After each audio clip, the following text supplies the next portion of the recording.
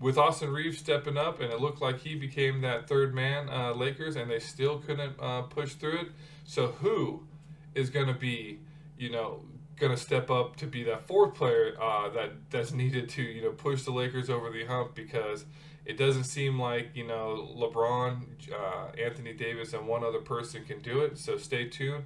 Head over to the key player section of this video and find out who is going to be those potential possibilities to put the Lakers over the edge.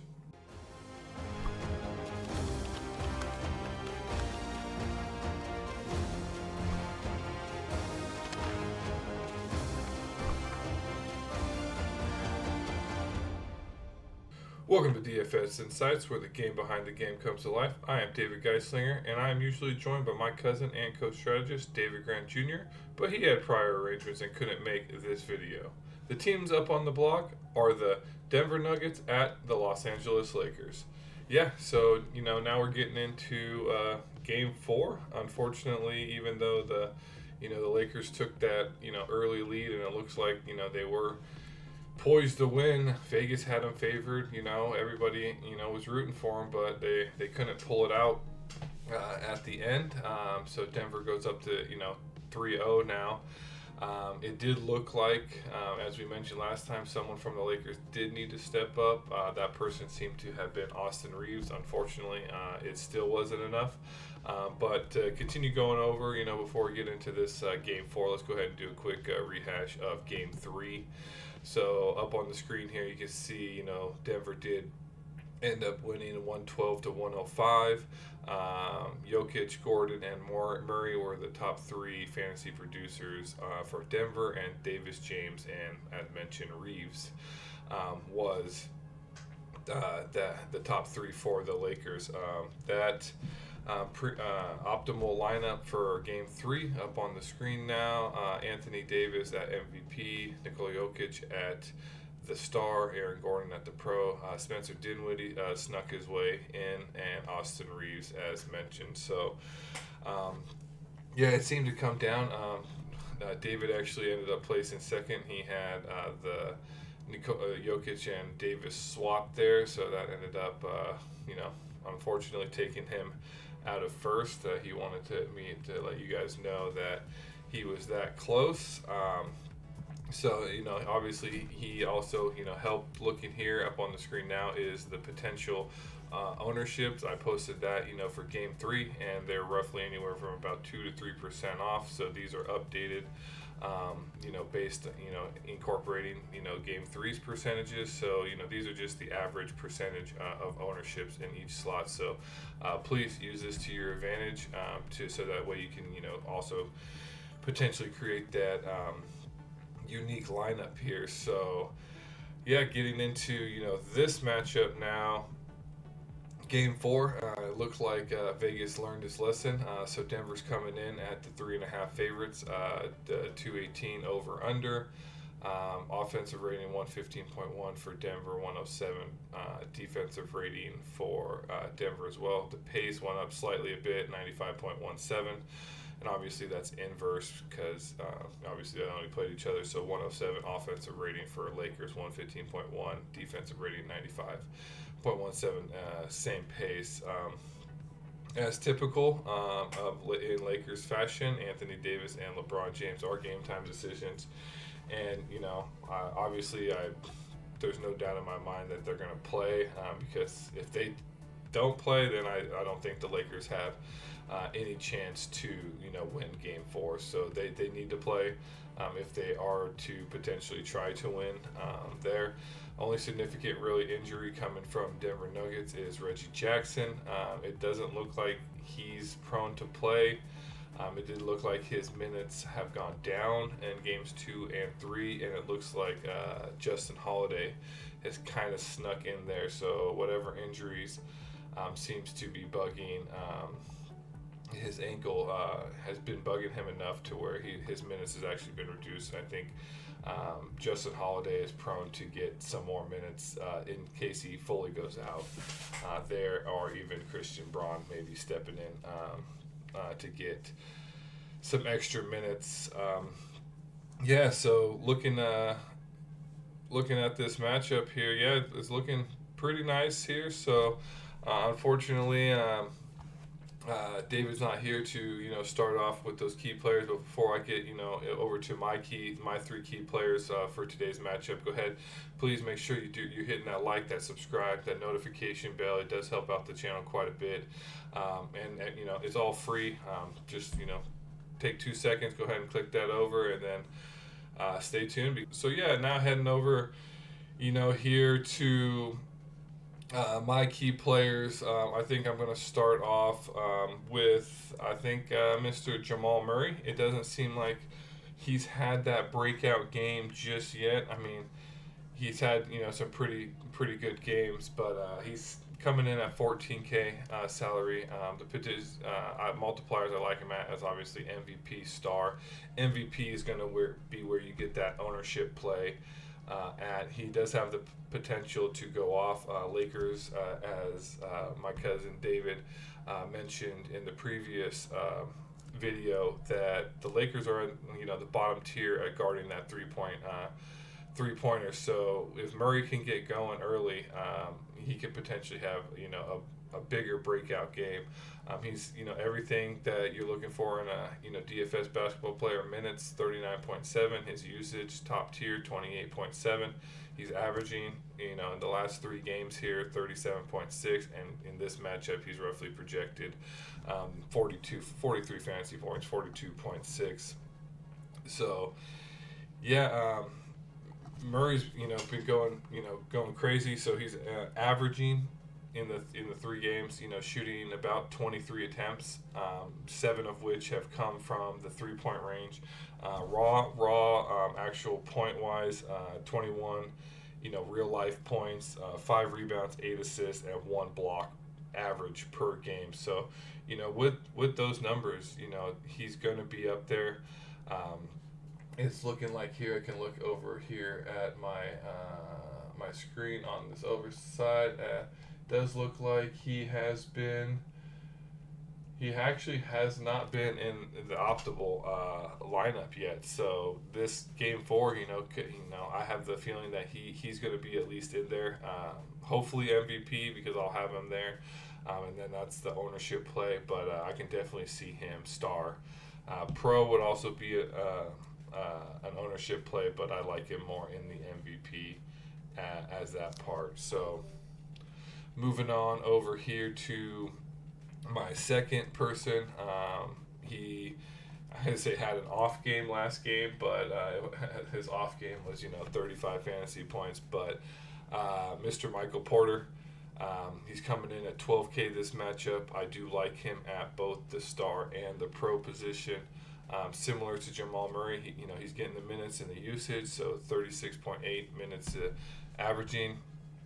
His usage is at 18.4. He's averaging 37.5 fantasy points, but he's only projected about 31 fantasy points. I have a feeling he's going to be slightly higher than that coming in here. He's crazy. He's only shooting about 15 shots a match here, average, but 8 of those are 3-pointers. So if he can get going like he did in games 1 and 2, games 3 he had a little bit of a slump from the 3-point range. That's why Gordon kind of stuck him out from the optimal. He was in the optimal pro position for games 1 and games 2. So I have a feeling that he could sneak back in there this matchup and to get things going again. So he is averaging, like I said, about 20 points, 20 real life points, 9 rebounds, 1 assist, and 1 steal, 1 block in those matchups. So yeah, the potential for him also to have another game is there. He just needs to hit those first couple threes, and it's all downhill for him going there. So like I mentioned, Lakers very weak against the perimeter defense. So keep your eye on Michael Porter Jr. Moving on here to my last pick. Obviously, you gotta pick one of the Lakers who I believe is going to be step up. Obviously, it looked like he did kind of step up in game game two, but it wasn't enough because, like I mentioned, it's LeBron, it's James, Davis, and one other person, but that just doesn't seem like it's enough. So game two, it was basically Davis, LeBron, and D'Angelo Russell. Game three was LeBron James, Davis, and Reeves. I think this game four, I think D'Angelo Russell is my third pick. He's gonna help take it. He had a terrible game three. I don't know what happened. If he just took a break, but he ended up he was doing so bad he actually kind of got I'd say benched. He only ended up playing about 26 minutes, where games 1 and 2 he played 41 and 39 minutes. So he's averaging 35.1 minutes in the series. Usage is 22. He's the third highest on the team usage wise. Averaging 23.1, which took a huge hit. Game 3 he only got 11 fantasy points, but games 1 and 2 he was at 26 and then 32. Excuse me. He's projected, like I mentioned, 29.7 here. The good thing about him is that his salary has actually gone down. This is the lowest he's been in the series. He started off at 12K. Game 3 he was at 11, and now he's at 10. This puts him in my book, pretty viable play, pro utility. I think he will probably be quite heavily owned in both spots, but if I had to pick, I would probably put him, more in the potentially, I think, the utility there, because it would be nice to have him there and have another person who you think is going to be just slightly better than him in the pro. So yeah, going into it, he's shooting about 14 shots a game, only 3 of which are three-pointers, but I did notice that in game 2, he came out and was shooting the 3-ball very well, and that's what kind of got him going. And he had, that his highest fantasy points of the series at 31.6. So he needs to get out. He needs to be aggressive early. He needs to see that ball go in, and he needs to step up, because if it can't just be James and Davis. Obviously it can't.